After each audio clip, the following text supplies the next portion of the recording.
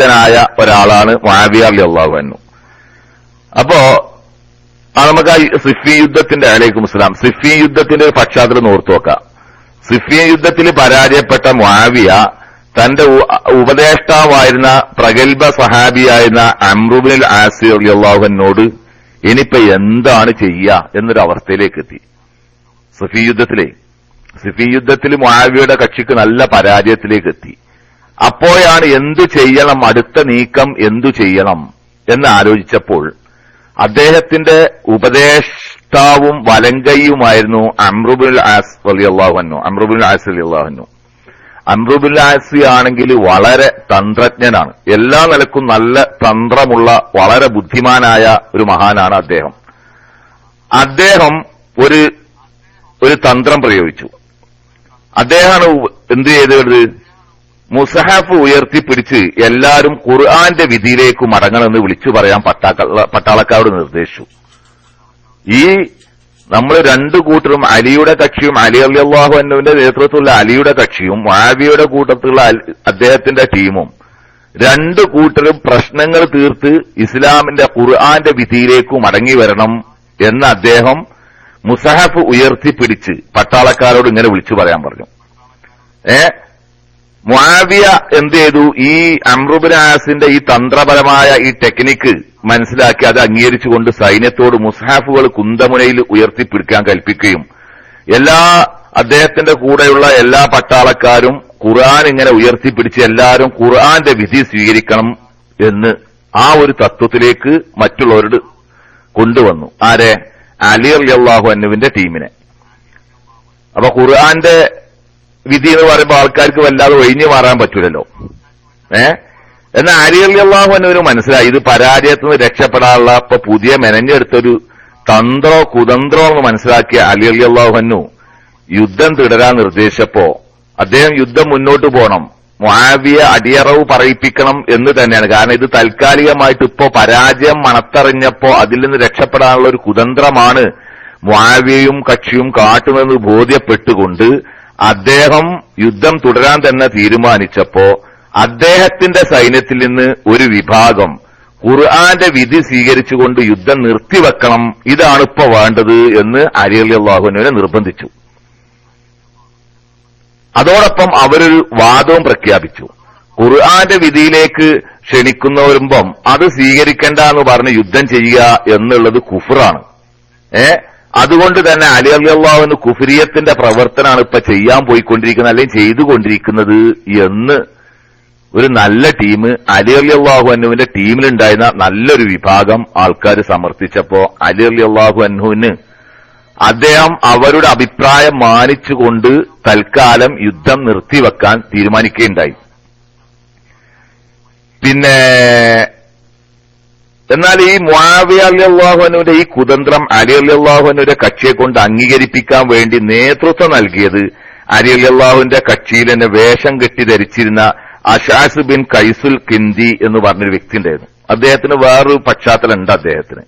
ഇദ്ദേഹം അലി റളിയല്ലാഹു അൻഹുവിന്റെ കൂട്ടത്തിൽ തന്നെ ഉണ്ടായത്. പക്ഷെ അലിയിൽ സമ്മർദ്ദം ചെലുത്തിക്കൊണ്ട് മുആവിയയുടെ ഈ അഭിപ്രായത്തിൽ നീങ്ങാം എന്നുള്ളതിലേക്ക് വളരെ മുൻപന്തിയിൽ നിന്ന് മഹാനായ അലി റളിയല്ലാഹു അൻഹുവിനെ പ്രേരിപ്പിച്ച വ്യക്തിയുടെ പേരാണ് അശാസ് ബിൻ ഖൈസുൽ കിന്ദി എന്ന് പറഞ്ഞ വ്യക്തി. അബൂബക്കർ റളിയല്ലാഹുവിന്റെ കാലത്ത് തന്നെ, അദ്ദേഹത്തിന് വേറെ പശ്ചാത്തലം ഉണ്ടെന്ന് പറഞ്ഞ കാരണം അബൂബക്കർ റളിയല്ലാഹു അൻഹുവിന്റെ കാലത്ത് ഇയാള് പിന്നെ മുർത്തദ്ദായ കൂട്ടത്തിൽപ്പെട്ടതാണ്. കുറെ ആൾക്കാർ റസൂലുള്ളാഹി വഫാത്തായതിനു ശേഷം മുർത്തദ്ദായല്ലോ. ആ കൂട്ടത്തിൽപ്പെട്ട ഒരു ചങ്ങാതിയായിരുന്നു ഈ അശാസ് എന്ന് പറഞ്ഞ ആള്. അന്ന് പിന്നെ അബൂബക്കർ റളിയല്ലാഹു അൻഹു ഇദ്ദേഹത്തെ വധിക്കാനൊക്കെ ഉപദേശിച്ചിരുന്നു. മുർത്തദ്ദുകളുടെ രക്തത്തിന് അങ്ങനെയാണല്ലോ അല്ലെ, അവരുടെ രക്തത്തിന് വിലയില്ല. ഇസ്ലാമിൽ വന്ന ഒരാൾ പിന്നെ ഇസ്ലാമികതയിലേക്ക്, ഇസ്ലാമിക ഭരണകൂടമാണെങ്കിൽ അവരെ വധിക്കാനുള്ള സ്വാതന്ത്ര്യമുണ്ട്. അബൂബക്കർ സിദ്ദീഖ് റളിയല്ലാഹു അൻഹു അയാളെ വധിക്കാൻ വേണ്ടി, അശാസിനെ വധിക്കാൻ വേണ്ടി തീരുമാനിച്ചിരുന്നു. പിന്നീട് അയാൾ എന്ത് ചെയ്തു, പിന്നെ അയാൾ കാരണം ഫിത്നക്കാരനാണ്, അന്ന് തന്നെ ഫിത്ന ഉണ്ടാക്കുന്ന ആൾക്കാരാ, ആളെ കൂട്ടത്തിൽ പെട്ടാണ്, മുർത്തദ്ദുമായി അതോടൊപ്പം ഫിത്നക്കാരനായിരുന്നു. അതുകൊണ്ടാണ് അബൂബക്കർ അയാളെ കൊന്നുകളയാൻ വേണ്ടി തീരുമാനിച്ചിരുന്നതും ഉപദേശിച്ചിരുന്ന ചില. പക്ഷെ പിന്നീട് അയാൾ ഇസ്ലാമിലേക്ക് തന്നെ വന്നു. ആര് ഈ അശാസ് എന്ന് പറഞ്ഞ ആള്. അശാസെ ഹെഡിങ് പിന്നെ റഷീദ് എന്തെങ്കിലും പറയാണ്ടോ? റഷീദിന് എന്തെങ്കിലും പറയാണ്ടോ?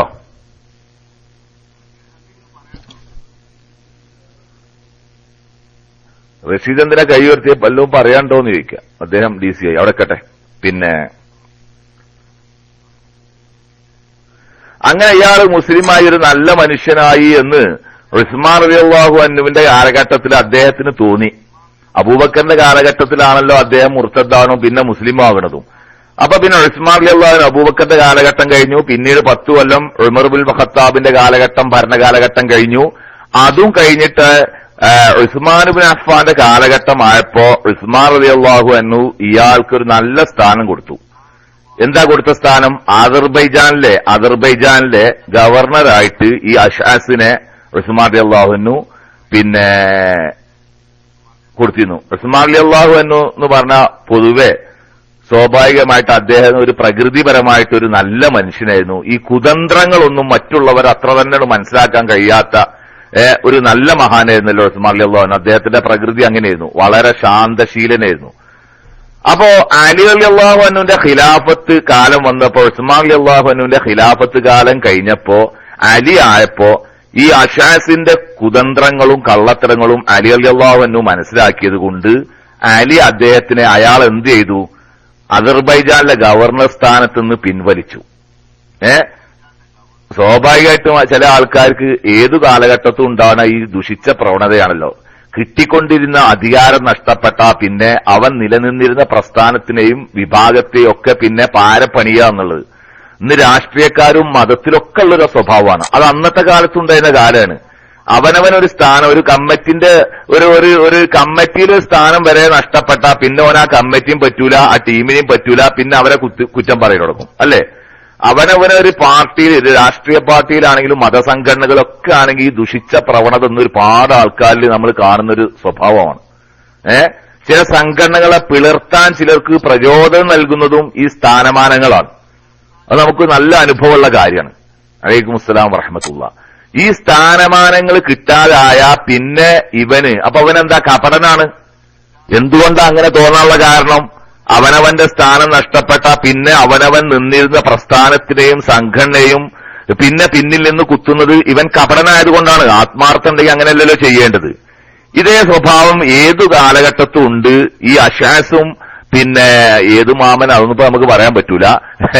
നമ്മൾ ഒരു വ്യക്തിനെ കേന്ദ്രീകരിച്ചല്ല, ഒരു പൊതു സ്വഭാവം, ലോകത്ത് രാജ്യങ്ങളിൽ കാണുന്ന ഒരു പൊതു സ്വഭാവം പറഞ്ഞ അഷാസിനെ അയാളുടെ കുതന്ത്രങ്ങളും തരികിടയും മനസ്സിലായപ്പോ അലി റളിയല്ലാഹു അൻഹു ഉസ്മാൻ റളിയല്ലാഹു അൻഹു നിശ്ചയിച്ചിരുന്ന ആ സ്ഥാനത്തു നീക്കി.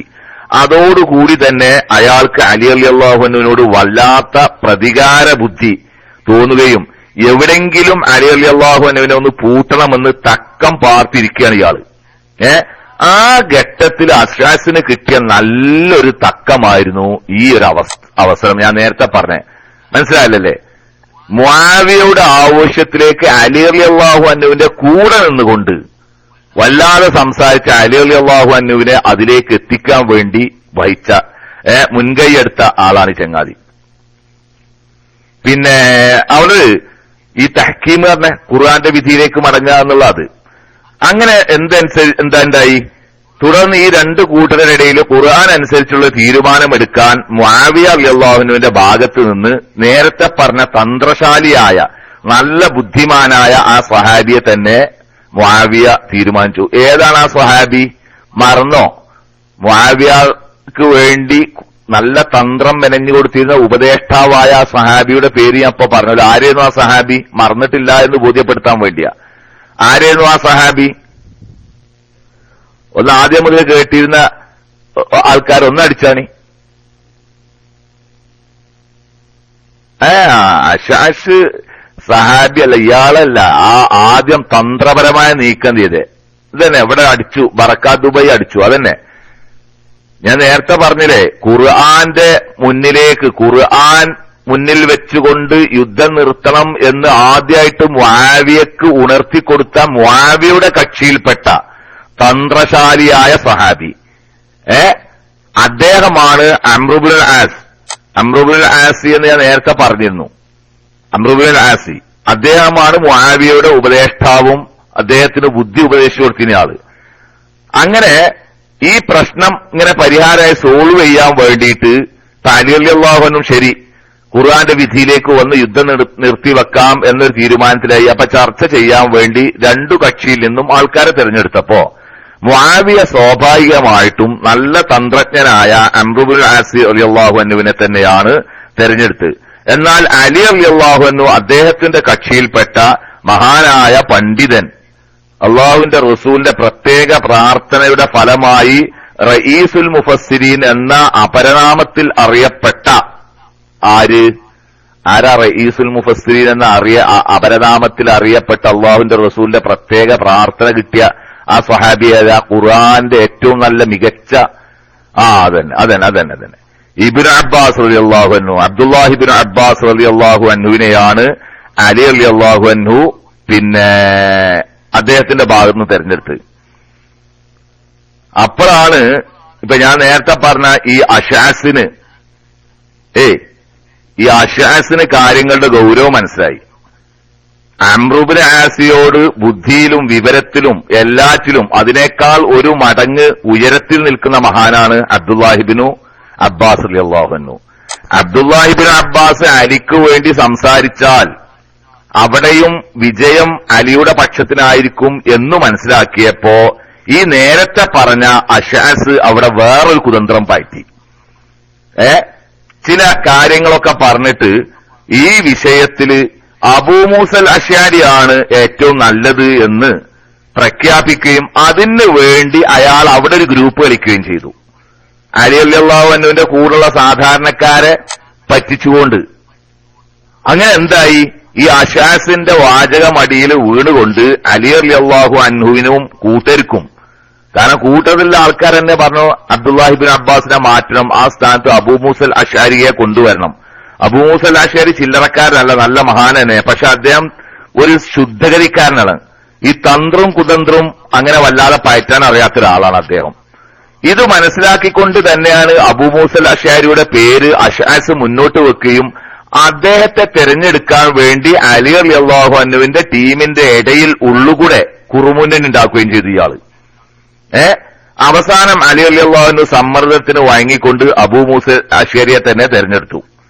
അംർ ഇബ്നുൽ ആസ് ഇവിടെ എന്ത് ചെയ്തു, തന്ത്രപരമായ ഇതൊന്നും കൂടുതൽ നമുക്ക് വിശദീകരിച്ചു പറയാൻ ഇപ്പൊ ചെറിയൊരു കുറഞ്ഞ സമയത്തെ പരിപാടികളില്ല, ഒരു അതിഭയങ്കരമായ കുതന്ത്രപരമായ നീക്കത്തൂടെ ചർച്ചയുടെ അവസാനത്തിലേക്ക് എന്തായി, മുആവിയക്ക് ഖിലാഫത്ത് സ്ഥാനം കൊടുക്കണം എന്നുള്ള അവസ്ഥയിലേക്ക് എത്തുകയും മുആവിയയെ ഖലീഫയായി പ്രഖ്യാപിക്കുകയും ചെയ്തു. മുആവിയ ഖലീഫയായി, അലി റളിയല്ലാഹു അൻഹു ഖലീഫ ആവേണ്ട, മുആവിയാണ് ഖലീഫ എന്ന് പറഞ്ഞ ഒരു രൂപത്തിലേക്ക് കാര്യങ്ങൾ എത്തിക്കുകയും ചെയ്തു. എന്നാൽ മുസ്ലിംകളിൽ ഈ പ്രശ്നം, ഇത് വല്ലാത്ത സങ്കീർണമായ ഒരുപാട് പ്രശ്നങ്ങളുണ്ടായി. ഈ വിധിയിൽ തൃപ്തരാവിടെ അലി റളിയല്ലാഹു അൻഹുവിന്റെ കക്ഷിയിൽപ്പെട്ട വലിയൊരു വിഭാഗം അവിടെ വെച്ച് അലിക്കെതിരെ തിരിഞ്ഞു. എന്താ അവർ കൊണ്ടുവന്ന ന്യായം എന്തായിരുന്നു, ഇവിടെ അള്ളാഹുവിനെ അല്ലാതെ അലി റളിയല്ലാഹു അൻഹു മറ്റുള്ളവരെ വിധികർത്താക്കളാക്കി എന്ന് പറയുകയും അതുകൊണ്ട് തന്നെ അലി കാഫിറാണ് എന്ന് പ്രഖ്യാപിക്കുകയും ചെയ്തു. മനസ്സിലായോ? ചരിത്രത്തിൽ വന്ന ഓരോ ഗതികേട് നിങ്ങൾ ചിന്തിച്ചു നോക്കുക. അലി റളിയല്ലാഹു അൻഹു എപ്പോഴും ജനാധിപത്യ സ്വഭാവത്തിലായിരുന്നു എല്ലായിടത്തും പുലർത്തിയത്. പക്ഷേ അംർ ഇബ്നുൽ ആസിയുടെ തന്ത്രപരമായ നീക്കം, പിന്നിൽ നിന്ന് അഷഅസിന്റെ എല്ലാ കുതന്ത്രങ്ങളും തിരശ്ശീലക്കു പിന്നിൽ നിന്നും അങ്ങനെ ചർച്ചയ്ക്ക് അവസാനം എവിടേക്ക് എത്തിച്ചു, അലിയുടെ ഖിലാഫത്ത് സ്ഥാനം മുആവിയക്ക് കൊടുക്കണം എന്നിടത്തേക്കാണ് എത്തിപ്പിച്ചു. പക്ഷെ മുസ്ലിമീങ്ങളിൽ നിന്ന് ഒരുപാട് ആൾക്കാർക്ക് ഇത് അംഗീകരിക്കാൻ സാധിച്ചില്ല. പലർക്കും വല്ലാത്ത പ്രയാസമായി. അവസാനം ഇതിന്റെ വിഷമത്തിൽ നിന്ന് ഉടലെടുത്തൊരു കക്ഷിയാണ് ഈ ഖവാരിജിയാക്കള്.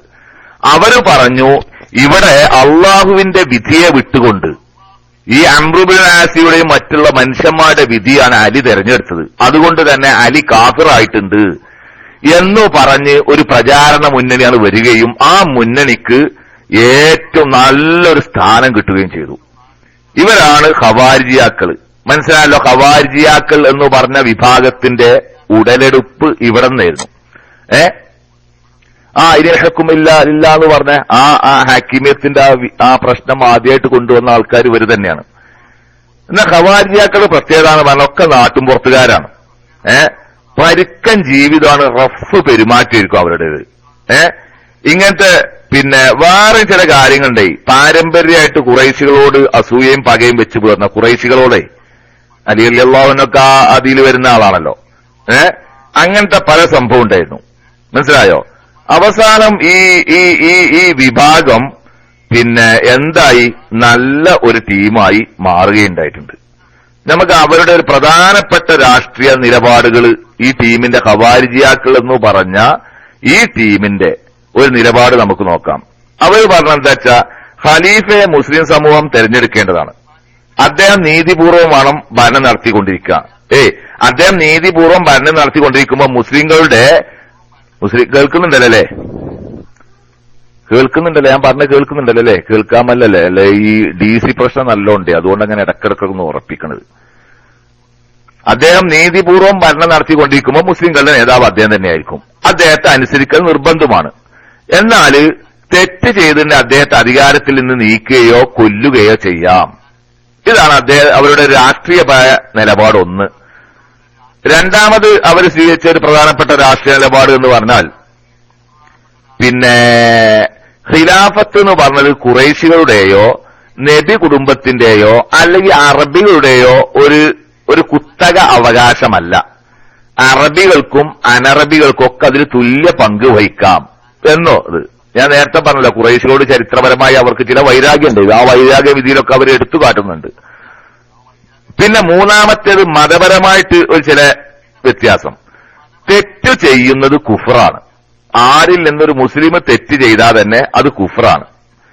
അലി ഇവിടെ ഹാക്കിമയത്ത് സ്വീകരിച്ചുകൊണ്ട് അലി മുആവിയ രണ്ടു കൂട്ടരും ഇവിടെ ഇപ്പൊ കാഫിറായി. ഈ നയത്തിനോട് വിയോജിക്കുന്നവർ അഥവാ ഖവാരിജിയാക്കളുടെ ഈ തത്വത്തിനോടും ഈ ന്യായങ്ങളോടും വിയോജിക്കുന്ന ആൾക്കാരൊക്കെയാണോ അവരൊക്കെ മുശ്രിക്കും കാഫിറുമായിരിക്കും. ഇതിൽ ഹക്കുമോ ഇല്ലാതില്ല, അള്ളാനക്കല്ലാതെ വിധിക്കാൻ ഒരു അധികാരമില്ല. ഇങ്ങനത്തെ കുറച്ച് മണ്ടത്തരമായ വാദങ്ങളാണ് അവർ ഉന്നയിച്ചത്. വിധികർത്താവ് അള്ളാഹ് മാത്രമാണ്. ഇവിടെ അലിയും മുആവിയൊക്കെ അവര് വിധികർത്താക്കളാക്കി. അതുകൊണ്ട് തന്നെ തെറ്റു ചെയ്തു. തെറ്റു ചെയ്യുന്നവൻ കാഫിറാണ്, മുശ്രിക്കാണ്. അലിയും മുആവിയയും അവരംഗീകരിക്കുന്നവരൊക്കെ മുശ്രിക്കുകളാണ് അല്ലെങ്കിൽ കാഫിറുകളാണ്. ഇതായിരുന്നു അവരുടെ കണ്ടെത്തലും അവരുടെ വാദവും. പിന്നെ മറ്റൊരു മതപരമായ അവരുടെ കണ്ടെത്തൽ, മുസ്ലിം ആകണമെങ്കിൽ വിശ്വാസം പ്രധാനപ്പെട്ടാണല്ലോ. എല്ലാവർക്കും ഉറപ്പുള്ള കാര്യം, നമുക്കൊക്കെ ഉറപ്പുള്ള കാര്യ. മുസ്ലിം ആണെങ്കിൽ വിശ്വാസം വേണം. അതുപോലെ തന്നെ കർശനമാണ് ഇസ്ലാമിന്റെ കർമ്മങ്ങളും. ഇസ്ലാമിക കർമ്മങ്ങൾ അനുഷ്ഠിക്കാത്തവൻ മുസ്ലിം അല്ല. അതുകൊണ്ട് തന്നെ അത്തരം ആൾക്കാരെ ഇസ്ലാമിക ഭരണത്തിന്റെ കീഴിൽ അവരെ വധിക്കാന് അർഹതയുണ്ട്, അവരെ കൊല്ലേണ്ടതാണ്. പിന്നെ മറ്റൊരു കാര്യം, ഈമാൻ എന്ന് പറഞ്ഞിട്ടുണ്ടെങ്കിൽ വിശ്വാസവും കർമ്മവും കൂടി ചേർന്നാലാണ്. കർമ്മല്ലാത്ത ഈമാൻ അല്ല. ഇവിടെ ഇപ്പൊ നമ്മൾ ഖവാരിജിയാക്കളോട് നമ്മൾ ഭിന്നിക്കുന്നുണ്ട് ഈ വിഷയത്തിൽ. എന്താ, ഒരാൾക്ക് അടിസ്ഥാന ഈമാനുണ്ട്, തൗഹീദുണ്ട്, മുവഹിദാണ്, വിശ്വാസമുണ്ട്. അതോടുകൂടി അവൻ തെറ്റു ചെയ്താൽ മതത്തിന്ന് പുറത്തു പോകൂല, അല്ലേ? മതത്തിന്ന് അവൻ പുറത്തു പോകൂല. ചെയ്ത തെറ്റിന് ശിക്ഷ അള്ളാഹിലേക്ക് നിന്ന് കിട്ടും, അവൻ തൗബ ചെയ്യാതെയാണ് മരിച്ചുപോയെങ്കിൽ. പക്ഷെ അവൻ അസ്ലിയായിട്ട് അവൻ മൂമിനാണ്, ഈമാൻ കുറവുണ്ട് എങ്കിൽ പോലും. എന്നാൽ ഖവാരിജിയാക്കളുടെ വാദം അങ്ങനെയല്ല.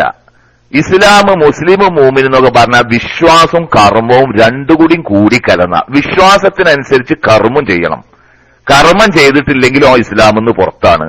ഈ വാദം ഇങ്ങനത്തെ ഒരു ഏകദേശം 4-5 ഇങ്ങനത്തെ പ്രധാനപ്പെട്ട വാദങ്ങളായിരുന്നു അവര് പിന്നെ വെച്ചു പുലർത്തുന്നത്. അവർക്ക് ഹറൂറിയാക്കൾ എന്നൊരു പേരുണ്ട്, മനസ്സിലായല്ലോ. പിന്നെ അതിന് എന്താ കാരണം? നിങ്ങളിപ്പോ ഈ ഹറൂറിയാക്കൾ എന്ന് കേട്ടിരിക്കും. അത് ഈ സിഫീൻ യുദ്ധം കഴിഞ്ഞുകാണ്ട് പിന്നെ ഖവാരിജിയാക്കള് യുദ്ധം കഴിഞ്ഞ് മടങ്ങുന്ന വഴിയില് അവരുടെ ഒരു ആസ്ഥാനമായ കൂഫയിലേക്ക് പോകാതെ ഹറൂറ എന്ന് പറഞ്ഞ താഴ്വരയിൽ അവര് തമ്പടിച്ചു. അപ്പോ ഇതിലൊക്കെ അധിക ആൾക്കാരും ഇറാഖികളായ ആൾക്കാരാണ്. ഞാനൊരു കാര്യം ഇതിന്റെ കൂടെ ഒരു ഹദീസ് നിങ്ങൾ ഓർമ്മിപ്പിക്കുകയാണ്.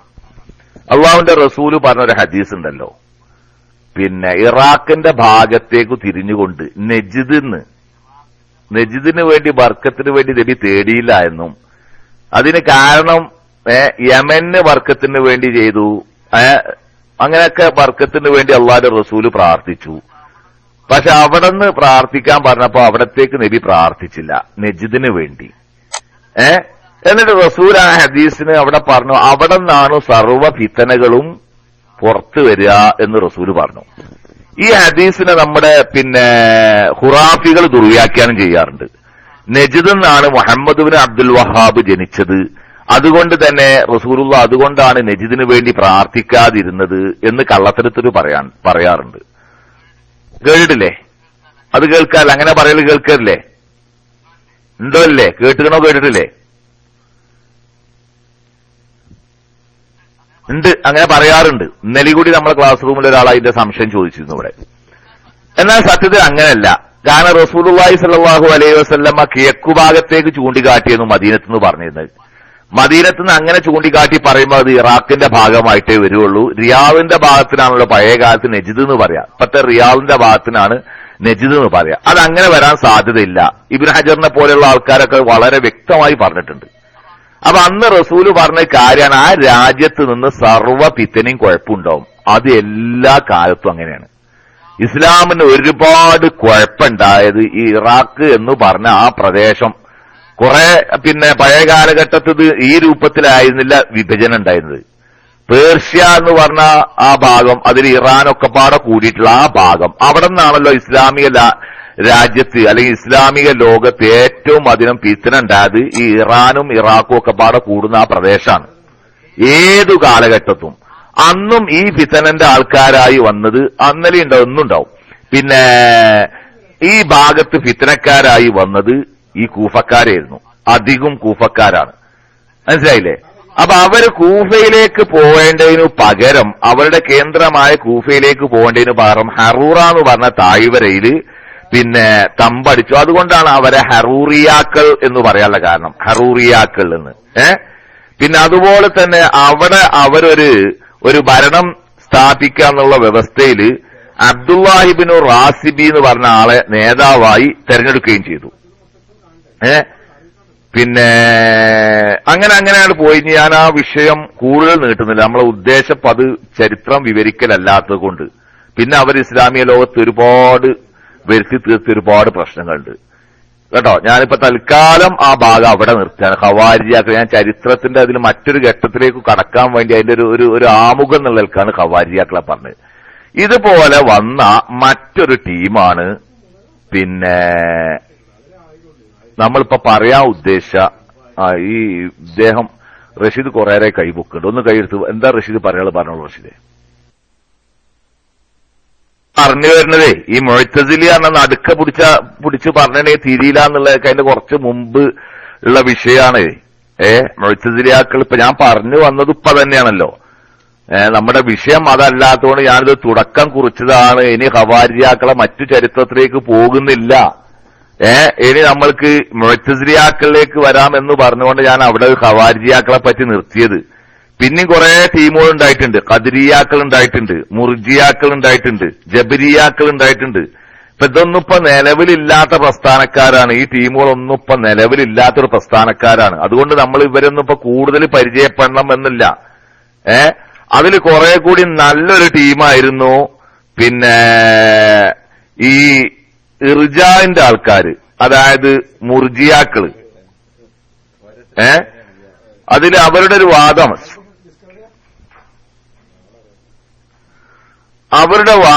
ഈ ഉസ്മാൻ അലി റളിയല്ലാഹു അൻഹു, മുആവിയ റളിയല്ലാഹു അൻഹു ഇവര് തമ്മിലുണ്ടായ യുദ്ധത്തിന്റെ കാര്യം എന്ന് വെച്ചാൽ മുസ്ലിങ്ങൾ തമ്മിലുണ്ടായ യുദ്ധത്തിന്റെ കാര്യത്തിൽ തെറ്റും ശരി ആരുടെ പക്ഷത്താണ് എന്ന് നമ്മൾ ഒരു കൂട്ടരുടെ പക്ഷം പറയാതെ അവരുടെ കാര്യം അള്ളാഹുവിന്റെ കോടതിയിലേക്ക് മാറ്റിവെക്കുക. സഹാബികൾ കുറച്ച് ആൾക്കാരൊക്കെ ആ ടീമിൽ ഉണ്ടാവുകയും ചെയ്തിരുന്നു. ഇവർക്കാണ് മുർജിയാക്കൾ എന്ന് പറഞ്ഞ ടീം. അവർക്ക് വേറെയും ചിലവരുടെ വിശ്വാസം ഉണ്ടായിരുന്നു, വലിയ കുറ്റം ചെയ്ത ആള് വിശ്വാസിയാണോ അവിശ്വാസിയാണോ എന്ന തർക്കം വന്നിരുന്നു. ഖവാരിജിയാക്കൾ എന്താ പറഞ്ഞത് ഞാൻ നേരത്തെ പറയുകയുണ്ടായി. വൻപാപം ചെയ്യുന്ന ആൾക്കാര് വിശ്വാസിയാണോ അല്ലേ? ഖവാരിജിയാക്കൾ എന്താ പറഞ്ഞത്? തെറ്റ് ചെയ്യുന്ന ആൾക്കാർ എന്താന്നാ പറഞ്ഞത്? ഖവാരിജിയാക്കൾ അവരുടെ വിശ്വാസം എന്തായിരുന്നു? അവരുടെ വാദം എന്തായിരുന്നു? വൻ പാപം ചെയ്യുന്ന വലിയ തെറ്റ് ചെയ്യുന്ന ആൾക്കാർ, തെറ്റ് ചെയ്യുന്ന ആൾക്കാർ എന്താണെന്നാണ് ഖവാരിജിയാക്കൾ വാദിച്ചെന്ന് ഞാൻ പറഞ്ഞത്? അതെ, അവർ മുശ്രിക്കും കാഫിറും എന്നായിരുന്നു. പിന്നെ വേറെ ടീം ഞാൻ പറയാൻ പോകുന്ന മുഅ്തസിലിയാക്കള്, അവർക്കെന്നാല് മറ്റൊരു വിശ്വാസം ഉണ്ടായിരുന്നു. ഞാൻ മുർജിയാക്കളെ പറ്റിയും കൂടുതൽ പറയുന്നില്ല കേട്ടോ. അതൊന്നും ഇപ്പൊ നിലവിലില്ലാത്തൊരു പ്രസ്ഥാനക്കാരായതുകൊണ്ട് നമ്മൾ കൂടുതൽ അതിലേക്ക് എത്തണ്ട. ഇപ്പൊ ഇവിടെ മുഅ്തസിലിയാക്കളെ പറ്റി പറയാൻ എന്താണ് കാരണം? അപ്പോൾ ചോദ്യം ഉണ്ടോ? ഇപ്പൊ മുഅ്തസിലിയാക്കൾ ഇവിടെ ഉണ്ടോ? ഇല്ല. പിന്നെന്താ മുഅ്തസിലിയാക്കളെ പറ്റി പറയാനുള്ള കാരണം? അത് ഈ തുടക്കം നമ്മുടെ ഇപ്പൊ ഈ റഷീദിന്റെ ചോദ്യമാണ്. റഷീദ് ചോദിക്കാനുള്ള കാരണം, ഇപ്പൊ ഒരു ടീം ഉണ്ടല്ലോ നമ്മളെ സംബന്ധിച്ച് ഇവര് മുഅ്തസിലിയാക്കളാണ് എന്ന് പറഞ്ഞ് പ്രചരിപ്പിക്കാറുണ്ടല്ലോ അല്ലെ? ചേകന്നൂരികളാണ്, മുഅ്തസിലിയാക്കളാണ് എന്ന് പറയാണ്ട് വേറൊന്നും കിട്ടാത്തതുകൊണ്ട് പറയുന്നതാണ്. അത് വേറെ വർത്താനം. അവരുടെ കുതന്ത്രവും അഷ്റഫുൽ ഖൽഖ് സല്ലല്ലാഹു അലൈഹി വസല്ലമയൊക്കെ കള്ള ഹദീസുകളുടെ പേരിൽ മോശമാക്കിയപ്പോൾ അതിനെ നമ്മൾ തിരിച്ചടിച്ചതുകൊണ്ട് നമ്മളെ മുഅ്തസിലിയാക്കൾ എന്ന് വിളിക്കുന്നുണ്ട്. അപ്പൊ എന്താണ് മുഅ്തസിലിയാക്കൾ എന്നൊന്ന് മനസ്സിലാക്കണം എന്നുള്ള നിലക്കാണ് മുഅ്തസിലിയാക്കൾ എവിടെയെങ്കിലും ഉണ്ടായിട്ടല്ല അവരെ സംബന്ധിച്ച് ഒന്ന് പരാമർശിക്കുക എന്ന് പറഞ്ഞത്. ഞാൻ വളരെ ഒരു പെട്ടെന്നൊന്ന് മനസ്സിലാകുന്ന രൂപത്തിൽ മാത്രമേ ഇതിനെ സംബന്ധിച്ച് പറഞ്ഞുള്ളൂ. ആഴത്തിൽ ഒരു പഠനമല്ല നമ്മളിവിടെ ഉദ്ദേശിക്കുന്നത്. മുഅ്തസില എന്ന വാക്കിന്റെ അർത്ഥം തന്നെ പിന്നെ ശരിക്ക് അസ്ല് ചെയ്യുക എന്ന് പറഞ്ഞാൽ മാറുക, വിട്ടു നിൽക്കുക, മാറി നിൽക്കുക, ഊരി നിൽക്കുക. ഇതിനൊക്കെയാണ് ഈ അസ്ല് എന്ന് പറഞ്ഞ വാക്ക് ഉപയോഗിക്കല്. അസ്ല് സന്ദർഭോചിതമായിട്ട് ഈ ആശയത്തിന് പലയിടത്തും ഉപയോഗിക്കും കേട്ടോ. ഒഴിവാക്കുക എന്ന് പറയും. പിന്നെ ഈ സഹാബത്തിൽ നിന്നുള്ള ഹദീസിന്റെ വാക്കിലൊക്കെ ഉണ്ടാവും അസ്ല് ചെയ്യുക എന്ന് പറഞ്ഞിട്ട് ചില വാക്കുണ്ട്. അതൊക്കെ ചില സന്ദർഭത്തില് പുറത്തേക്ക് ഒഴിവാക്കുക, അങ്ങനത്തെ ആശയത്തിന് വരുന്ന വാക്കാണ്. അപ്പൊ മുഅ്തസിലിയാക്കൾ എന്ന് പറഞ്ഞിട്ടുണ്ടെങ്കിൽ വേറിട്ട് നിൽക്കുന്നവർ എന്നീ അർത്ഥത്തിൽ മുഅ്തസിലിയാക്കൾ എന്ന് പറയാം. അപ്പൊ എന്താണ് ഒരു ടീമിന് മുഅ്തസിലിയാക്കൾ എന്ന പേര് വരാനുള്ള കാരണം? അത് ഞാൻ നേരത്തെ പറഞ്ഞതുമായി ബന്ധപ്പെട്ടുകൊണ്ടൊരു പ്രശ്നം പറയട്ടെ. ഈ ഹസൻ റളിയല്ലാഹു അൻഹു അലി റളിയല്ലാഹു അൻഹുവിന് ശേഷം ഇസ്ലാമിക ഖലീഫയായിട്ട് ഹസൻ റളിയല്ലാഹു അൻഹുവിനെ തെരഞ്ഞെടുത്തിരുന്നല്ലോ. എന്നാൽ ഹസൻ റളിയല്ലാഹു അൻഹു ആയപ്പോഴും ഈ മുആവിയ ഭയങ്കര കുത്തിത്തിരിപ്പും പ്രശ്നമൊക്കെ ഉണ്ടായപ്പോ ടെൻഷൻ വല്ലാതെ സഹിക്കാൻ വയ്യാത്ത, അങ്ങനെ അധികാരം കൊണ്ട് നടക്കണ്ട എന്ന് തീരുമാനിച്ചുകൊണ്ട് അലി റളിയല്ലാഹു അൻഹുവിന്റെ പുത്രനായ അള്ളാന്റെ റസൂലിന്റെ പേരക്കുട്ടിയായ ഹസൻ റളിയല്ലാഹു അൻഹു സ്വമേധയാ സ്വന്തം ഇഷ്ടത്തിന് അദ്ദേഹം എന്ത് ചെയ്തു? മുസ്ലിമീങ്ങളുടെ അമീർ എന്ന് പറഞ്ഞ സ്ഥാനം മുആവിയക്കാണ് തീരൊഴിഞ്ഞു കൊടുത്തു. പക്ഷെ ഇത് മുസ്ലിമീങ്ങൾക്ക് വല്ലാത്ത വിഷമുണ്ടാക്കി. അള്ളാഹുവിന്റെ റസൂലിന്റെ പേരക്കുട്ടിയിൽ നിന്ന് അധികാരം നഷ്ടപ്പെടുകയും മുആവിയയിൽ ഭരണം എത്തുകയും ചെയ്തത് വല്ലാത്ത സങ്കടം ഉണ്ടാക്കിയൊരു കാര്യമായിരുന്നു. അതുകൊണ്ട് തന്നെ കുറെ മുസ്ലിമീങ്ങൾ എന്ത് ചെയ്തു? ഭരണകാര്യങ്ങളിലോ രാഷ്ട്രീയ രംഗത്തോ പൊതുരംഗത്തോ ഇടപെടാതെ അവരുടെ അമലും പള്ളിയും മറ്റ് ജോലികളും അത് മാത്രമായി. ഒരു സാമൂഹ്യ ഇടപെടലോ ഭരണപരമായ ഇടപെടലുകളോ ഇതിലൊന്നും നിൽക്കാതെ പറ്റങ്ങട്ട് ഈ മുസ്ലിങ്ങളുടെ പൊതുധാരയിൽ നിന്ന്, മുഖ്യധാരയിൽ നിന്നാണ് മാറി നിന്നവര്. കാരണം ഈ സങ്കടവും ഈ പ്രശ്നങ്ങളും ഇതൊക്കെ പാടെ കണ്ട് അള്ളാന്റെ റസൂലിന്റെ അടുത്ത കാലഘട്ടത്തിലാണല്ലോ ഇപ്പൊ ഈ സംഭവങ്ങളൊക്കെ അല്ലെ. അതുകൊണ്ട് ഒരുപാട് ആൾക്കാർക്ക് സഹിക്ക വയ്യാതെ ഇങ്ങനെ മാറി നിന്ന ആൾക്കാരെ സംബന്ധിച്ചാണ് മുഅ്തസിലിയാക്കൾ എന്നൊരു പേര് വന്നത് എന്നൊരു വിഭാഗം പറയുന്നുണ്ട്. പക്ഷെ അതിനേക്കാൾ ഏറ്റവും യോജിക്കുക മറ്റൊരു വിഭാഗത്തെ പറ്റി പറഞ്ഞ അഭിപ്രായമാണ്. അപ്പൊ എന്താ മറ്റൊരു വിഭാഗം? രണ്ടാമത് ഒരഭിപ്രായം അതല്ല, ഇതാണ് മുഅ്തസിലിയാക്കൾ എന്ന് പറഞ്ഞ് അവരെ സംബന്ധിച്ച് നമുക്കൊന്ന് നോക്കുമ്പം അവരാണ് യഥാർത്ഥ മുഅ്തസിലിയാക്കൾ എന്ന് നമുക്ക് മനസ്സിലാക്കാൻ സാധിക്കും. അതേതാച്ചാല് പിന്നെ ആ കാലഘട്ടത്തിൽ ഏറ്റവും അറിയപ്പെട്ട വലിയ മഹാനായിരുന്നു ഹസൻ ബസ്രി റളിയല്ലാഹു അൻഹു. ഹസൻ ബസ്രിയെ സംബന്ധിച്ച് പലപ്പോഴും നമ്മൾ കേട്ടിരിക്കും. വലിയ അറിയപ്പെട്ട പണ്ഡിതനായിരുന്നു ഹസൻ ബസ്രി റളിയല്ലാഹു അൻഹു. അവിടെ പള്ളിയിൽ വെച്ച് ജനങ്ങൾക്ക് ക്ലാസ് എടുത്തു കൊടുക്കലും ദർസ് നടത്തലും ഇങ്ങനെ പിന്നെ ഇസ്ലാമികപരമായ കാര്യങ്ങൾ പഠിപ്പിച്ചു കൊടുക്കുക. ഒരുപാട് ആൾക്കാർ അദ്ദേഹത്തിൽ നിന്ന് ഇൽമു പഠിക്കാൻ വരും. ഇപ്പൊ നമ്മളൊക്കെ ഹറമുകളിലൊക്കെ ക്ലാസ് നടക്കുന്നത് കണ്ടിട്ടില്ലേ? വൈകുന്നേരങ്ങളിലൊക്കെ ഹറമുകളിൽ വെച്ച് ഇങ്ങനെ ക്ലാസ് നടക്കുന്നത് എന്നതുപോലെ തന്നെ. അപ്പൊ ഇതിൽ ഒരുപാട് ആൾക്കാർ കേൾക്കാനും പഠിക്കാനും ധാരാളം ആൾക്കാർ പങ്കെടുക്കലായിരുന്നു. അന്ന് ഹസൻ ബസരിയുടെ ഒരു പ്രധാനപ്പെട്ട ശിഷ്യനാണ് വാസിൽ ഇബ്നു അത്താ. വാസിൽ ഇബ്നു അത്താ, അത്താവിന്റെ പുത്രൻ വാസിൽ ഹസൻ ബസരിയുടെ ഒരു പ്രധാനപ്പെട്ട മുഖ്യ ശിഷ്യനായിരുന്നു. ഒരു ദിവസം ഒരു മസ്അലയുടെ വിഷയത്തിൽ, ഒരു കാര്യത്തിൽ ഇവർ രണ്ടുപേരും ഒരു തർക്കം വന്നു. എന്താ തർക്കം എനിക്കറിയോ? ഈ ഖവാരിജിയാക്കളുടെ ആശയവുമായി ബന്ധപ്പെട്ടാണ് തർക്കം വന്നത്. വലിയ പാപം ചെയ്തവൻ അവൻ കാഫിറാണോ മുസ്ലിമാണോ? വൻകുറ്റം ചെയ്താൽ കാഫിറാണോ മുസ്ലിമാണോ? ഇതാണ് തർക്കം വന്ന കാര്യം. വൻ പാപം ചെയ്തവൻ കാഫിറാണോ മുസ്ലിമാണോ? ഇതാണ് തർക്കം. ഈ തർക്കത്തിൽ ഇടപെട്ടിട്ട് പിന്നെ ശിഷ്യനായ വാസില് അദ്ദേഹത്തിന്റെ ഒരു മറുപടി കൊടുത്തു. അദ്ദേഹത്തിന്റെ കാഴ്ചപ്പാട് പറഞ്ഞു, വലിയ കുറ്റം ചെയ്തവൻ കാഫിറും അല്ല, എന്നാ മൂമിനും അല്ല. ഇത് രണ്ടിന്റെയും ഇടയിലുള്ള സ്ഥാനത്തായിരിക്കും അവൻ എന്ന് പറഞ്ഞു. അതിന് അദ്ദേഹം പറഞ്ഞ പേര്, സ്വീകരിച്ച പേര് മൻസിലത്തും ബൈനൽ മൻസിലത്തേനി. മൻസിലത്തും ബൈനൽ മൻസിലത്തേനി. ആ വാക്ക് തന്നെ അറബി എന്ന ഒരുവിധ ആൾക്കാർക്ക് മനസ്സിലാക്കും. എന്താ വാക്കിന്റെ അർത്ഥം? മൻസിലത്തും ബൈനൽ മൻസിലത്തേനി, രണ്ടു സ്ഥാനത്തിന്റെ ഇടയിലുള്ള ഒരു സ്ഥാനം. എന്നുവെച്ചാൽ വൻപാപ്പം ചെയ്ത ആള് ഓനെ മൂമിനോ മുസ്ലിമെന്നോ അതും പറയാൻ പറ്റൂല, എന്നാ ഓൻ കാഫിറാന്നും പറയാൻ പറ്റൂല. ഇത് രണ്ടിന്റെയും ഇടയിലൊരു സ്ഥാനമുണ്ട്. ഇതാണ് അദ്ദേഹത്തിന്റെ വാദം. എന്നാൽ ഹസൻ ബസരി ഈ വാദത്തോട് ഒട്ടും യോജിച്ചില്ല. അദ്ദേഹം കർക്കശമായിട്ട് പറഞ്ഞു, പാപം ചെയ്തു എന്ന കാരണത്താൽ ഒരാൾ ഇസ്ലാമിൽ നിന്ന് പുറത്തു പോകൂല. ആ വാദത്തിൽ ലാസ്റ്റ് പിന്നെ ശിഷ്യനായ ഈ എന്താ ഞാൻ ശിഷ്യന്റെ പേര് പറഞ്ഞത്, നിങ്ങളിത് കേൾക്കുന്നുണ്ടോ? ആരെങ്കിലുമൊക്കെ ശ്രദ്ധിക്കണമെന്ന് ഉറപ്പ് വരുന്നല്ലോ. എന്താ ശിഷ്യന്റെ പേര്? ഹസൻ ബസരിയുടെ ഒരു പ്രധാനപ്പെട്ട ശിഷ്യന്റെ പേര് ഞാൻ ഇപ്പൊ പറഞ്ഞല്ലോ. ഇദ്ദേഹത്തോട് വിയോജിപ്പുണ്ടായ ഒന്നുകൂടി എടുക്കി. പിന്നെ വരട്ടെ, ഈ മൂന്നാൾക്കാർക്കേ പറച്ച റബ്ബെ, എത്ര തൊള്ളട്ടിട്ട് ഈ മൂന്നാൾക്കാർക്കേ ഇത് ഉപകാരം കിട്ടിയുള്ളൂ. 4 ആൾക്കാർക്ക് ഉപകാരം കിട്ടി. അതില് പിന്നെ ബറക്കത്ത് അടിച്ച വാഫിൽ എന്നാണ് എഴുതിയപ്പോ വന്ന മിസ്റ്റേക്ക് ആയിരിക്കണം. വാസിൽ ബിൻ അത്താ എന്ന് റഷീദ് പൂർണ്ണമായിട്ട് എഴുതിയിട്ടുണ്ട്. അതെന്നെ ശരി, വാസിൽ ബിൻ അത്താ. എന്നാൽ വാസിൽ ബിൻ അത്താവിന് ഉസ്താദിനോട് തീരെ യോജിക്കാൻ പറ്റില്ല. അദ്ദേഹം എന്ത് ചെയ്തു? അദ്ദേഹം ഈറടിച്ച് ദേഷ്യം പിടിച്ചിട്ട് ഉസ്താദിന്റെ സദസ്സിൽ നിന്ന് എഴുന്നേറ്റ് പള്ളിന്റെ മറ്റൊരു മൂലക്കേ പോയിരുന്നു. സ്വാഭാവികമായിട്ട് ഉമ്മാനെ തച്ചാലും രണ്ടഭിപ്രായം എന്ന് പറഞ്ഞ മാരിക്ക് അദ്ദേഹത്തിന്റെ കൂടെ അദ്ദേഹത്തിന്റെ അഭിപ്രായം സ്വീകരിച്ചുകൊണ്ട് ഈ സദസ്സിൽ നിന്ന് കുറെ ആൾക്കാർ വാസിലിന്റെ കൂടെ അങ്ങോട്ട് പോയി. അപ്പൊ ബാക്കിയുണ്ടായ ശിഷ്യന്മാരുടെ ഹസൻ ബസരി റളിയല്ലാഹു അൻഹു പറഞ്ഞു, ഇന്ന വാസിലൻ ഇഅ്തസല അന്ന, വാസിൽ നമ്മിൽ നിന്നു വേർപിരിഞ്ഞു പോയി. ആ ഇഅ്തസല എന്ന വാക്കിൽ നിന്നുണ്ടായതാണ് മുഅ്തസിലിയാക്കൾ. മനസ്സിലായില്ലേ? ഹസൻ ബസരി റളിയല്ലാഹു അൻഹുവിന്റെ ആ വാക്കിൽ നിന്നുണ്ടായതാണ് മുഅ്തസിലിയാക്കൾ, അതായത് വേർപിരിഞ്ഞു പോയവർ. ഇതാണ് ഈ മുഅ്തസിലിയ എന്ന് പറഞ്ഞ ടീമിന്റെ പിന്നെ ഉത്ഭവവും അവരുടെ ആ പേര് വരാനിരിക്കാനുള്ള കാരണം. എന്നാൽ കരുതിയ മാരിക്കല്ല.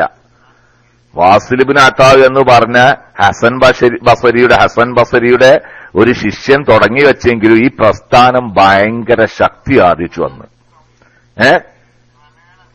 കാരണം ഈ ക്രമേണ ഇവരെന്ത് ചെയ്തു നമുക്കറിയോ?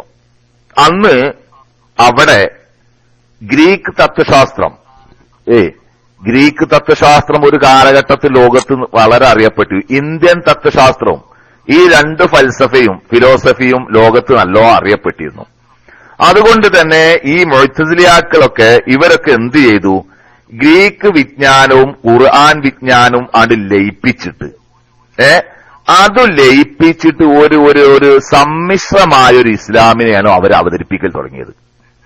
സമ്മിശ്രമായ ഒരു ഇസ്ലാമിനെ, ഇതെല്ലാം കൂടി കൂടിയിട്ടുള്ള ഇസ്ലാമിനെ. അതോടൊപ്പം തന്നെ അന്ന് യുക്തിവാദികൾ വല്ലാതെ ഉണ്ടായിരുന്നു, വല്ലാതെ യുക്തിവാദികൾ. ആ യുക്തിവാദികളെ നേരിടാൻ വേണ്ടി ഇവര് കുറെ മതത്തിന്റെ കാര്യങ്ങൾ എന്ത് ചെയ്തു, പിന്നെ യുക്തിപൂർവമായിട്ട് വിവരിക്കുക തുടങ്ങി. യുക്തിപൂർവം എന്ന് പറഞ്ഞാൽ യുക്തിക്കനുസരിച്ച്, അവരുടെ യുക്തിക്കോ അവരുടെ ബുദ്ധിക്കോ അനുസരിച്ച് മതത്തിന്റെ കാര്യങ്ങൾ വിലയിരുത്തലും തുടങ്ങി. പിന്നീട് ഇത് വളർന്നു വന്നതാണ് ഇൽമുൽ കലാം എന്ന ഒരു ശാഖയിലേക്ക് ഇത് നീങ്ങുകയും ചെയ്തു. ഇൽമുൽ കലാമിനെ പറ്റി ഞാൻ പറഞ്ഞുതരാം ഇൻഷാ അല്ലാഹ്. ഒരു കാലഘട്ടത്തിൽ ഏറ്റവും അധികം ചർച്ച നിലനിന്ന ഒരു വിഷയമാണ് ഇൽമുൽ കലാം എന്ന വിഷയം. ഇൽമുൽ കലാം അപ്പൊ എന്താ, പിന്നീട് അതിലേക്ക് ഞാൻ വരാം ഇൻഷാ അല്ലാഹ് ട്ടോ. അത് മനസ്സിലാക്കേണ്ട ഒരു കാര്യമാണ്. പിന്നീട് ഈ മുഅ്തസിലിയാക്കളുടെ ആശയത്തിലൊക്കെ പാട് മാറ്റം വന്നു. അള്ളാഹുവിന്റെ ദാത്ത് സിഫാത്ത് ഇതിനെ സംബന്ധിച്ചൊക്കെയുള്ള വളരെ തർക്കം വന്നു. പലരും പല അഭിപ്രായം പറഞ്ഞു തുടങ്ങി. ഇത്തരം കാര്യങ്ങൾ അള്ളാഹുവിന്റെ ദാത്ത് സിഫാത്ത്, അള്ളാഹുവിന്റെ ആ സത്ത, അള്ളാഹുവിന്റെ വിശേഷങ്ങൾ, ഇത്തരം കാര്യങ്ങൾ നമ്മുടെ ബുദ്ധി കൊണ്ട് കണ്ടെത്താൻ കഴിയാത്തതാണ്. അതിനാല് ഈ വിഷയങ്ങളിൽ ഖുർആനും സുന്നത്തും എന്താണോ പറയുന്നത് അതുമാത്രം അംഗീകരിക്കുക. എവിടെയാണോ ഖുർആൻ അവിടെ വിരാമമിട്ട് നിർത്തിവെച്ചത് അവിടെ നമ്മൾ നിർത്തുക. ഇത്തരം കാര്യങ്ങൾ റസൂലുള്ളാഹി സ്വല്ലല്ലാഹു അലൈഹി വസല്ലമയും അള്ളാഹുമാണ് ആധികാരികമായി പറഞ്ഞു തരേണ്ടത്. അതാണ് അള്ളാഹുവിന്റെ റസൂലിനെ നമ്മൾ അംഗീകരിക്കുന്നതിന്റെ അർത്ഥം. ഖുർആനിലും സുന്നത്തിലും ദൈവികമായ അള്ളാഹുവിന്റെ നാമങ്ങളും സിഫാത്തുകളും അസ്മാവും സിഫാത്തും ദാത്തിനെ സംബന്ധിച്ചൊക്കെ അള്ളാഹ് പറഞ്ഞത് അപ്പടി നമ്മളാണ് വിശ്വസിക്കുക. നമ്മളെ വക അതിൽ കൂട്ടലോ കടത്തലോ ഒന്നും ചെയ്യാതിരിക്കുക. ഇങ്ങനൊരു ആശയവുമായിട്ട് ഒരു വിഭാഗം അവിടെ ഉടലെടുത്തു. അള്ളാഹുവിന്റെ ദാത്തിനെയും സിഫാത്തിനെയും ഒക്കെ മാർക്കറ്റിൽ ഇട്ടിട്ട് പലരും പല രൂപത്തില് അങ്ങനെ വിലയിരുത്തലും ചർച്ചയും ഓരോരുത്തരും ഓരോ രൂപത്തിൽ. ആ സന്ദർഭത്തിലാണ് ഒരു വിഭാഗം ടീം ഉടലെടുത്തത്. അവരെന്തു പറഞ്ഞു, എന്തു വാദവുമായി വന്നു? അള്ളാഹുവിനെ സംബന്ധിച്ച് ദാത്ത്, അള്ളാഹുവിന്റെ ദാത്ത്, സിഫത്ത്, അഫ്ആൽ ഇത്തരം വിഷയങ്ങളൊന്നും നമ്മുടെ ബുദ്ധിക്കോ യുക്തിക്കോ അനുസരിച്ച് അത് വിലയിരുത്താനോ ചർച്ച ചെയ്യാനോ പറ്റൂല. ഏതുപോലെ? ഒരു ഉദാഹരണം ഞാൻ പറഞ്ഞുതരാം. അർറഹ്മാനു അലൽ അർശിസ്തവ, അള്ളാഹു അർശിന്മേൽ ആസസ്തനായി. പലരും പലതും വിവരിച്ചു, അതിനെ സംബന്ധിച്ച് പല കോലത്തിലും വിവരിച്ചു. അതുപോലെ കുറെ കാര്യങ്ങളുണ്ടല്ലോ അള്ളാഹു തആല പറഞ്ഞത്. ഒരു ഉദാഹരണം പിന്നെ വസ്സമാവാതു മത്വിയാതും ബിയമീനിഹി, അള്ളാഹു തആല അവന്റെ വലത്തെ കൈകൊണ്ട് ആകാശത്തെ ചുരുട്ടി പിടിച്ചിരിക്കും. എന്താ അതിന്റെ അർത്ഥം? എങ്ങനെ വിവരിക്കുക? അത് നമ്മൾ അതുപോലെ അംഗീകരിക്കുക. അള്ളാഹ്ക്കറിയാം. അള്ളാഹ് എത്രയാണോ വിവരിച്ചത്, റസൂൽ എത്ര വിവരിച്ചത്, അവിടെ നമ്മൾ നിർത്തുക. എന്നാൽ മുഅ്തസിലിയാക്കൾ ഈ കാര്യങ്ങളൊക്കെ അവർക്ക് തോന്നിയ മാതിരിയൊക്കെ വിലയിരുത്തലും വിശദീകരിക്കലും വിവരണം നടത്താൻ തുടങ്ങി. ഇതിനെ എതിർത്തുകൊണ്ട് അവിടെ നമ്മൾ നിർത്തുക. അള്ളാഹും അവന്റെ റസൂലും ഇത്തരം വിഷയങ്ങൾ, പരലോകം, അള്ളാഹുവിന്റെ ആഖിറം, ഇതിലൊക്കെ എത്ര പറഞ്ഞോ അത് മാത്രം നമ്മൾ നിർത്തുക എന്ന വാദവുമായി അവിടെ വേറൊരു പ്രസ്ഥാനം വന്നു. ആ പ്രസ്ഥാനത്തിന്റെ പേരാണ് നമുക്ക് എല്ലാവർക്കും എപ്പോഴും അറിയുന്ന ഒരു പേര്. ഏതാണ് ആ പേര്? എല്ലാരും അതാവാനാണ് ചാടുന്നത്. ഇപ്പൊ നമുക്ക് മനസ്സിലായിരിക്കും. അല്ല, ഇൽമുൽ കലാം അല്ല. അതെ, റഫീഖ് പറഞ്ഞു. അഹ്ലുസുന്നത്തി വൽ ജമാ. ഈ മുഅ്തസിലിയാക്കളുടെയും ഖവാരിജിയാക്കൾ ഇതിനൊക്കെ ഒഴിവാക്കിയിട്ട് ഇത്തരം വിഷയങ്ങളിൽ അള്ളാഹുവിന്റെ സിഫാത്ത്, ദാത്ത്, ഖുർആൻ, ഇതിലൊക്കെ അള്ളാഹും അവന്റെ റസൂലും എത്ര പറഞ്ഞെന്നോ അത് നമ്മൾ അംഗീകരിക്കുക.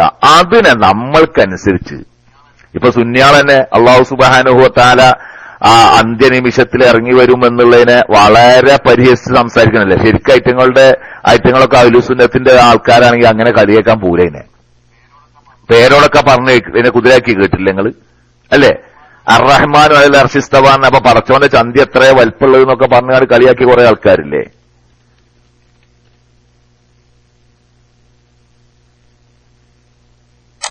ഇതൊക്കെ 1-ാം നൂറ്റാണ്ടിൽ റസൂലുള്ളാഹിന്റെ കാലത്ത് 1-ാം നൂറ്റാണ്ടില് ആണ് എന്നോട് PM അടിച്ച സഹോദര. റസൂലുള്ളാഹി ജീവിച്ച ആ 1-ാം നൂറ്റാണ്ടിലൊക്കെ തന്നെയാണ് ഈ സ്ഥലം ഇപ്പൊ ഞാൻ പറഞ്ഞത്. അപ്പോ ഇവരാണ് അഹ്ലുസുന്നത്ത് എന്ന് പറഞ്ഞ അവിടെ ഉണ്ടായ ഒരു ടീം.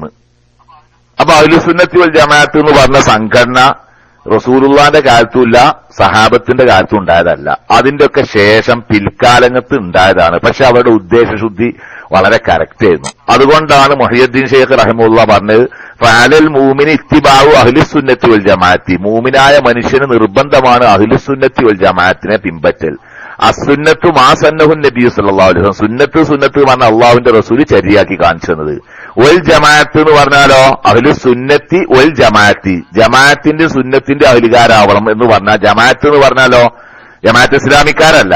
ജമാഅത്ത് എന്ന് പറഞ്ഞാൽ മത്തഫഖ അലൈഹി അസ്ഹാബു റസൂലില്ലാഹി സ്വല്ലല്ലാഹു അലൈഹി വസല്ലം, അള്ളാഹുവിന്റെ റസൂലിന്റെ സഹാബത്ത് ഏതൊരു വിഷയത്തിൽ എല്ലാവർക്കും ഒരു തീരുമാനം ഉണ്ടായിരുന്നോ ആ തീരുമാനത്തിന് കൂടെ നിൽക്കുക.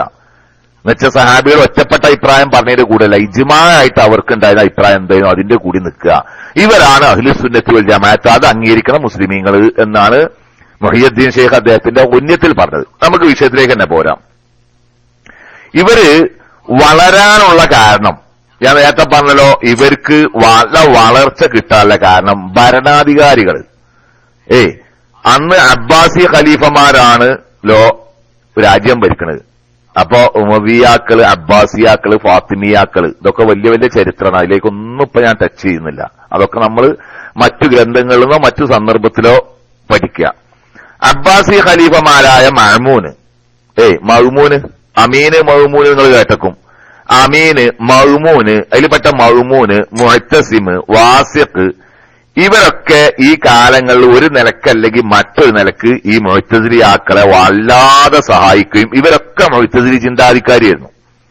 അതുകൊണ്ട് തന്നെ മുഅ്തസിലി പക്ഷത്തിന് എല്ലാവിധ അന്ധമായ സ്വാധീനവും അംഗീകാരവും പിന്തുണയും അവർ കൊടുത്തു.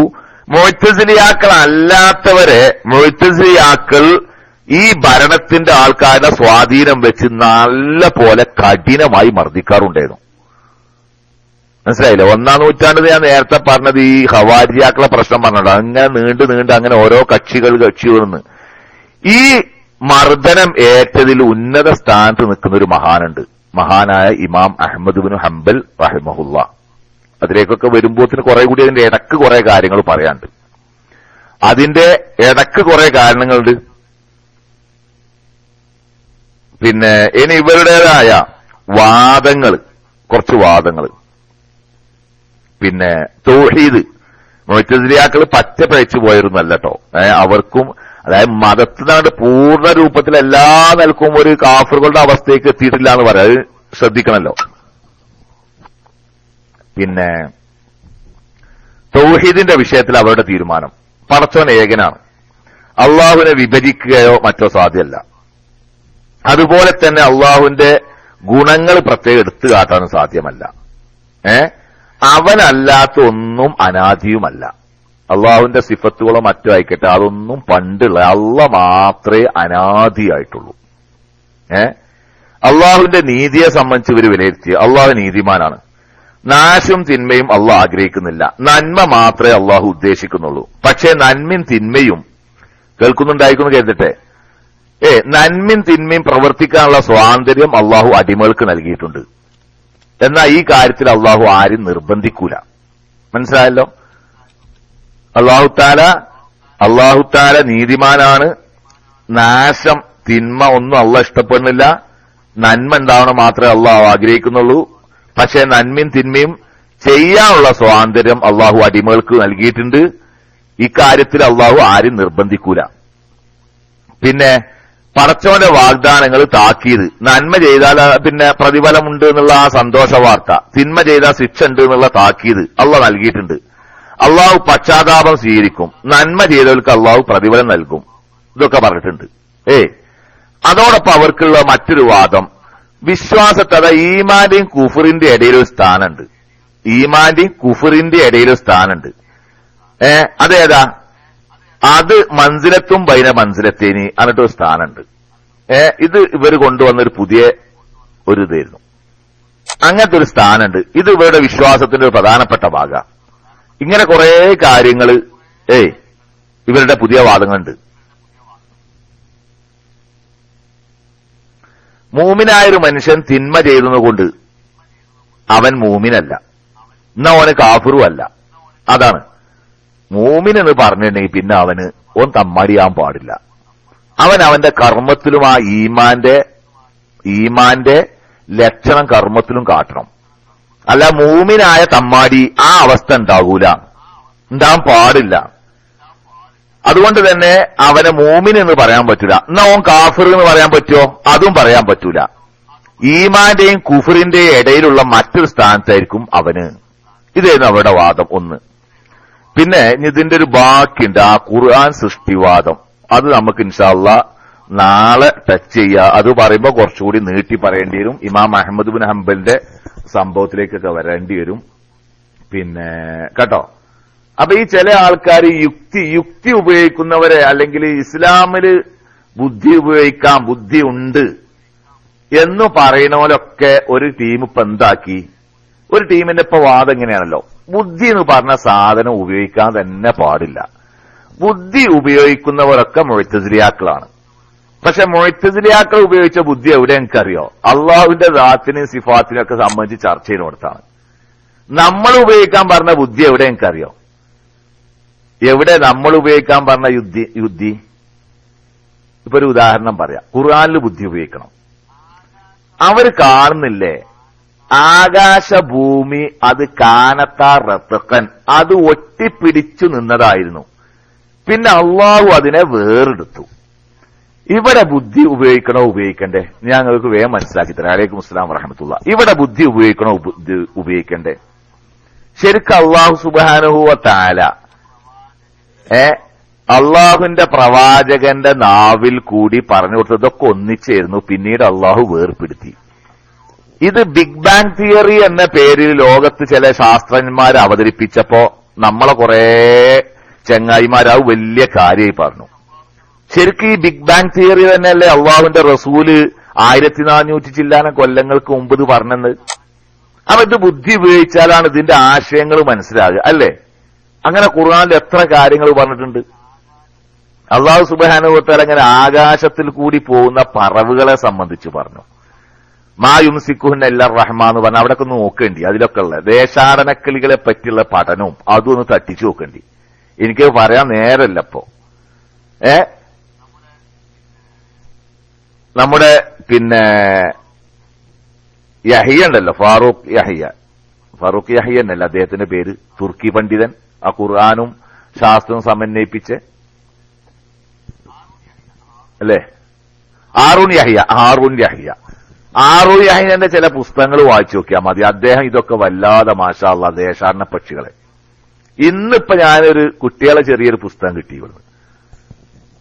അതില് കണ്ടു 35,000 കിലോമീറ്റർ ഓടുന്ന ദേശാടനക്കിളികളെ പറ്റി പറഞ്ഞ 35,000 ഇപ്പൊ ഒന്നുകൂടി എനിക്ക് സംശയമായി, 3.5 ലക്ഷം കിലോമീറ്റർ ഒക്കെ. അതേ പ്രകാരം നിൽക്കാതെ 2,500 കിലോമീറ്റർ സഞ്ചരിക്കുന്ന പൂമ്പാറ്റകൾ,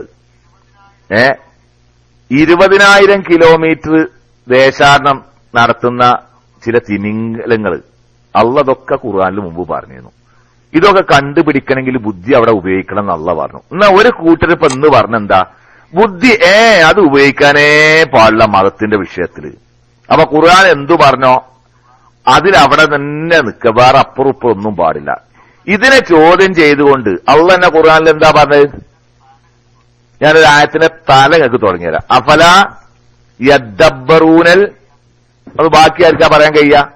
അഫലാ യദ്ദബ്ബറൂനൽ ഖുർആന അം എന്നടിക്കാൻ കഴിയോ?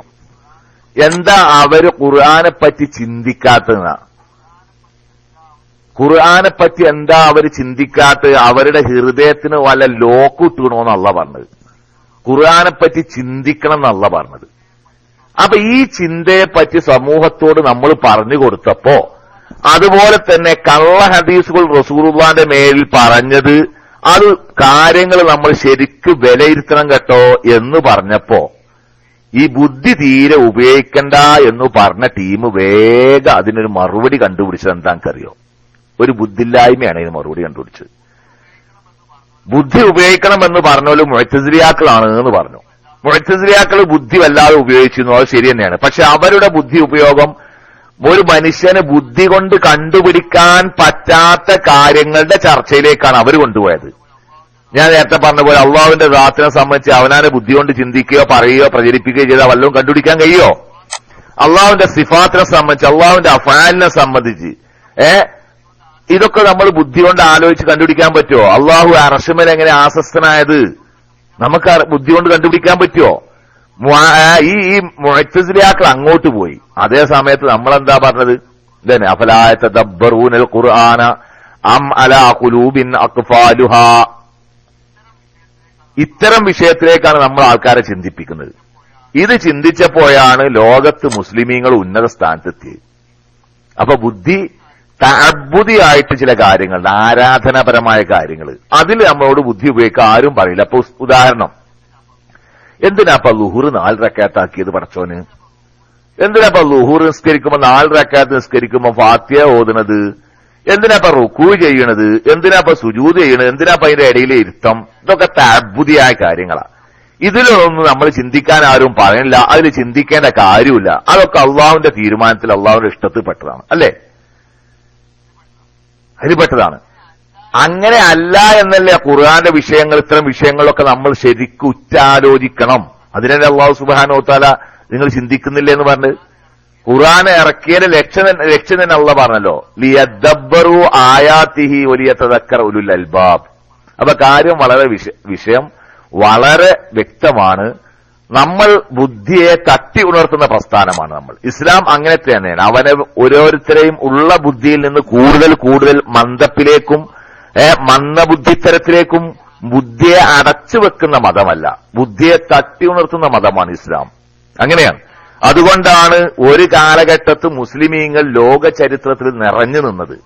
യൂറോപ്യന്മാര് മുഴുവൻ മുസ്ലിമീങ്ങളുടെ വിജ്ഞാനത്തിന്റെ മുമ്പിൽ അടിയറവ് പറഞ്ഞുകൊണ്ട് അവിടെ തലതാഴ്ത്തി നിൽക്കേണ്ട അവസ്ഥ വന്നത് മുസ്ലിമീങ്ങൾ അവരുടെ ബുദ്ധിയെ തട്ടി ഉണർത്തുകൊണ്ടാണ്. ഈ രംഗത്താണ് നമ്മൾ ബുദ്ധി ഉപയോഗിക്കാൻ പറയുന്നത്. മനസ്സിലായ? അല്ലാതെ അള്ളാഹുവിന്റെ ദാത്ത്, സിഫാത്ത്, അഫ്ആല്, അതുപോലെ ഇതര തഅബ്ബുദിയായ എന്തിനാ ഇപ്പൊ പറച്ചോ റമദാൻ മാസത്തിൽ തന്നെ ഒരു നോൽബ് നിർബന്ധാക്കിയത്? ഇപ്പൊ ഉദാഹരണം അല്ലെങ്കിൽ ദുൽഹജ്ജ് മാസത്തിൽ ഇപ്പൊ എന്തിനാ അള്ളാഹു തആല ഹജ്ജ് നിർബന്ധാക്കിയത്? ഇത്തരം വിഷയത്തിലല്ല. മനസ്സിലായിരിക്കും എന്ന് കരുതുന്നു.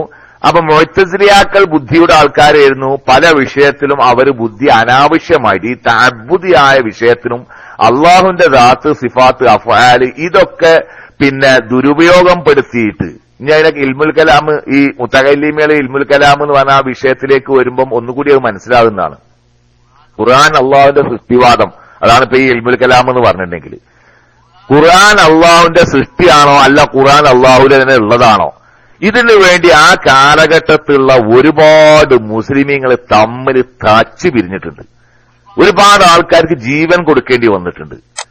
ആവശ്യമില്ലാത്ത ബുദ്ധി ഉപയോഗിച്ചത് അള്ളാഹുവിനെ സംബന്ധിച്ചുള്ള ഉപയോഗിക്കൽ കൊണ്ടുപോയപ്പോ വന്നതാ ഈ ബുദ്ധി ഉപയോഗമില്ല. അപ്പൊ അത് നമ്മൾ ഈ ഇത്തരം ദീനിന്റെ ഇത്തരം വിഷയങ്ങളിലേക്ക് ഉപയോഗിക്കേണ്ട സ്ഥലത്ത് ഉപയോഗിക്കാൻ അള്ളാഹ് തട്ടി ഉണർത്തിയ സ്ഥലത്ത് ഉപയോഗിക്കണം എന്ന് പറഞ്ഞപ്പോഴാണ് കുറെ ചങ്ങായിമാര് പറഞ്ഞു ഇവര് മുഅ്തസിലിയാക്കളാണ്. മുഅ്തസിലിയാക്കൾ ഉപയോഗിച്ച ബുദ്ധി വേറെ നിലക്ക്, നമ്മൾ ഉപയോഗിക്കുന്ന ബുദ്ധി വേറെ നിലക്ക്. ഇന്ന് അവര് കൊണ്ടുപോകുന്നതോ ഒരു ബുദ്ധി ഉപയോഗിക്കാതെ മന്ദബുദ്ധികളാക്കാനാണ്. അതുമല്ല ഇസ്ലാം ഉദ്ദേശിക്കുന്നത്. മനസ്സിലായിക്കോലോ. ഇനി ഇൻഷാ അല്ലാഹ് ഇതിന്റെ 2ാം ഭാഗം കുറച്ചുകൂടി മുഅ്തസിലിയാക്കളെ സംബന്ധിച്ച് പറയാണ്ട്. അപ്പൊ നമുക്ക് മറ്റു ചർച്ചയിലേക്ക് പോകാൻ വേണ്ടി തൽക്കാലം ഞാൻ ഇവിടെ നിർത്തിവെക്കും. ഇൻഷാ അല്ലാഹ് നാളെയോ മറ്റന്നാളായിട്ട് അതിന്റെ ബാക്കി ഭാഗവും ഇമാം അഹ്മദ് ബിൻ ഹംബലിന്റെ ചരിത്രവും അതിന്റെ കൂട്ടത്തൂടെ ടച്ച് ചെയ്യുമ്പോഴേ ആ ഒരു വിഷയം പൂർണ്ണമാകുള്ളൂ. അപ്പൊ അതിനൊരു ചുരുങ്ങിയൊരു 1/2-3/4 മണിക്കൂർ വേണ്ടി വരും എന്നുള്ള നിലക്ക് ഇപ്പൊ ഇവിടെ നിർത്തുന്നു. റഷീദിനോട് പ്രത്യേകിച്ച് ഇൻഷാ അല്ലാഹ് നാളെ മറ്റന്നാൾ ഞാൻ അങ്ങോട്ട് പറഞ്ഞിട്ട് തന്നെ തുടങ്ങുള്ളൂ. അസ്സലാമു അലൈക്കും. അദ്ദുമാഷ് മൈക്കെടുത്തോളൂ.